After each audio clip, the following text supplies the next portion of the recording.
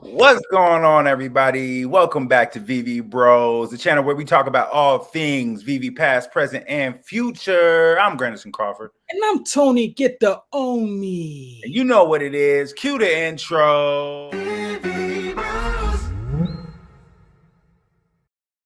That Veve is dropping New Mutants #1. Let's check it out real quick. New Mutants #1. Everybody knows how much these comics cost. But for those that are just woke up yesterday and don't, $6.99. And to be honest, this comic, I like which cover do you like the best, Tony? Get the homie. Man, who's on that secret rare? That's Cannonball. Cannonball? Yeah. I honestly my favorite one. I mean, I like the black and white joints, but I like the common too. I would say the common and uncommon. And the rare looks dope too. Rare looks dope. I do like that. I really like the rare and the ultra rare the most. Now, if we look at the price of this, it's not really on Go Collect. It says that a 9.6 is $50. Yeah, I think that that is a representation of the physical comic for sure, but it is not a representation of where the New Mutants popularity is in terms of the future in the MCU and also even in the comic book landscape. They had a movie, right? They had that movie. It didn't do well. It tanked pretty bad. But according to Screen Rant, New Mutants are iconic as the X-Men, and Marvel is finally recognizing that. So New Mutants is kind of for the younger generation, and with what they're doing in Marvel right now with Krakoa and the intergalactic and cosmic landscape, I think that there's going to be a lot of upside. Not financial advice. I'm not a comic specialist, but I think that there's going to be a lot of upside to these characters, to this team's popularity.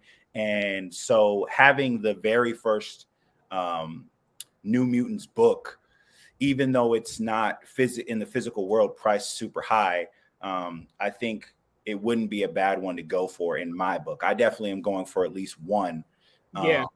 And so Yeah. And I mean, when you look at those numbers though, and just to add to, what Go Collect says, not having the 9.8, 9.9, and 10, it matters too, because I mean, if you look at the census on there, there's only 4 of them that exist in the 9.8. And I think I only seen 2 that exist at the 10 as a 10. So I mean, it's very scarce when you get up to that 9.78 and I think it was 9.7 through 10.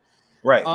Yeah, it's very scarce. So it would be very interesting to see what the price points are at there. I like this comic book, man. I think, like you said, with New Mutants, you're right. They are coming. They coming. And also what people I've noticed that is forgotten is when Marvel Comics #1 came out, it was worth 12 cents.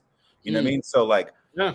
These books, even though they're modern era, they're going to be very valuable, as long as you drink water, stay healthy, you know what I mean, have a passion in life and live another 15, 20 years, you know what I mean?